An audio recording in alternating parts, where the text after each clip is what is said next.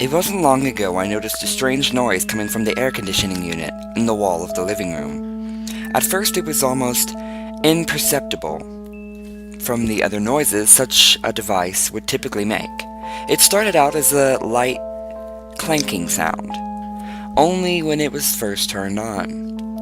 I had just accredited it to the age of the apartments and the appliances within. Realistically, they weren't all that old in the grand scheme of things, but without constant upkeep, things break down and fall apart relatively fast. Everything in the place made at least some kind of noise. The washing machine shook, the dishwasher sounded like a jet taking off, and the fridge would kick on every few minutes and hum so loudly I'd have to turn the television up to hear anything over it. So you can see how it wasn't such a big deal for the air conditioner to rattle a little. So I put it to the back of my mind as just something that comes with age. That wasn't until it started making it more and more often. I first noticed it when I turned it on, and the rattling didn't just go away after a second or two. I'd better tell the landlord so maintenance can come fix this, I thought. After about a minute, it was once again stopped, and the thought faded into memory. A few weeks passed, and I began to notice other strange occurrences, scratching in the walls, the electricity flickering on and off, the occasional thump in the night. Again, things that could all happen due to the age of the wiring. Maybe a mouse had gone into the walls, or a noisy new neighbor had moved in. All pretty explainable, I thought. Besides, I worked a lot and really didn't have a lot of free time to do much, so it didn't bother me. But when things started to go missing in my tiny one-bedroom apartment, I started to get worried. I hadn't been home in what felt like a couple of weeks between work and friends. I was barely there at all, besides to sleep and bathe. I figured I should do a thorough search of the place and see where my things could have gone. The TV remote, a calculator, several pairs of socks, and one shoe were apparently misplaced. So I went through, room to room, which was only 4 rooms. Searched high and low to find my things, and as I did this, I noticed more and more small, ineffectual things were also missing. Strange, I thought. Where could these things have gone? I hit the power button on the TV and sat down in my once familiar armchair, now a stranger in my own forgotten home, and noticed something. The TV wasn't on. I flipped the light switch up and down, but nothing. Oh, for God's sakes, this is getting a little ridiculous. I got up and twisted the knob on the stereo. Nothing. I went around and tested all the appliances to see if they were all still functioning. To no avail, as not a thing in the place was still functioning, except, strangely enough, the increasingly loud air conditioner. It came on with a loud rattle, and ran that way for several minutes until it sparked. I heard a loud pop, and then it too died. Maybe the power's out, and it'll be fine in the morning, I thought half-heartedly. I had a hard time sleeping that night. The neighbors were especially loud, and being without power made me nervous. I woke up the next morning to find that the power was still out. I took a shower, got dressed, and went over to my neighbors to ask if they were having similar problems. I knocked loudly several times, but no answer came. So I decided enough was enough, and went to the maintenance office to complain and hopefully resolve the issue. When I opened the door, the smell of stale smoke swept into my nostrils.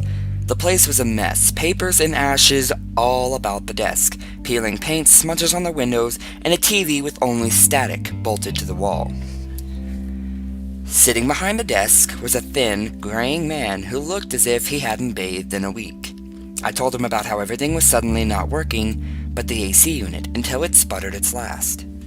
He gave me a sarcastic look, and with a gruff, he grabbed his toolbox and followed me back to my apartment. You see, I would have called, but for some reason, nothing seems to be working. And I don't think the electricity is out because the air conditioner was running and suddenly died. Well, let's take a look at it, he said. He went over to it and unscrewed the faceplate and peered inside. He clicked his flashlight on and went to work unscrewing and checking different things when he stopped suddenly and pulled out a tiny thing attached to a cord that didn't look like it belonged. He looked at me with a raised eyebrow.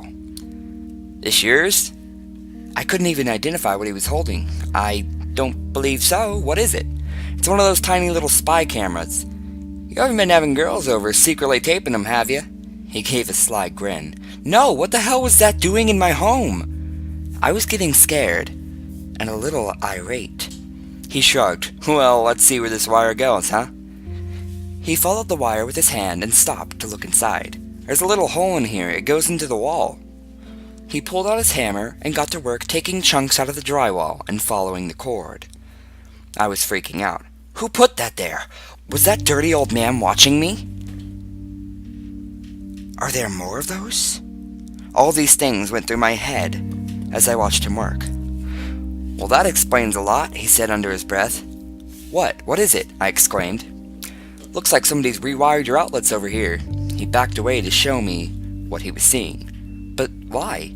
My guess? Stealing your power. You sure you didn't notice anything? His calmness put me on edge. I thought back to the odd noises in my walls, the thumping, the flickering lights. What had once seemed such a normal thing had my heart racing. I noticed a few things here and there, but I haven't been here a lot lately. I thought it was just an old place.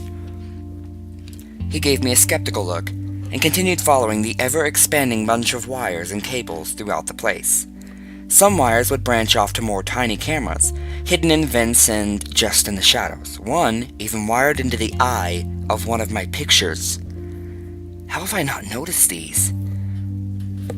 My heart had started beating faster and faster as he discovered more and more. He kept going, and one by one found all of my electric had been rewired into one central bunch that led to the bedroom. My heart stopped. How long have these been here? Not long, I'd say. We check all the appliances and outlets before we rent the places out. Where does it all lead? He kept knocking holes with his hammer and following the dreaded cables until finally he stopped and looked into the most recent hole he had made with a flashlight. The space between the walls gets a lot bigger here. I think I can fit in here. I see something glowing just around the corner. He smashed a hole big enough for him to squeeze through and disappeared into my bedroom wall. He appeared a few seconds later with a grim look on his face. His skin had gone white. He was no longer the calm, apparently fearless man he was before. You aren't going to want to hear this, but there's a little room back there. Bunch of monitors set up all over and all sorts of crap scattered around. Looks like someone was living in there, but there's no sign of him now. He swallowed hard. This place is starting to freak me the hell out. If I were you, I'd move. I packed my things and left for my mom's that day, not wanting to spend another night in that place. Over the next few days, the police came and investigated the whole scene. They found 20 different monitors, all linked up to VHS players in that little room behind my bedroom wall. Surprisingly, though no tapes were ever found, and neither was the thing that had been watching me all those nights. A few weeks had passed, and a box arrived on my mother's doorstep. It was unlabeled, but inside were a few little things that had gone missing in my old apartment. I also found a dirty, ripped piece of paper with a barely legible message scrawled on it. I like your new place much better.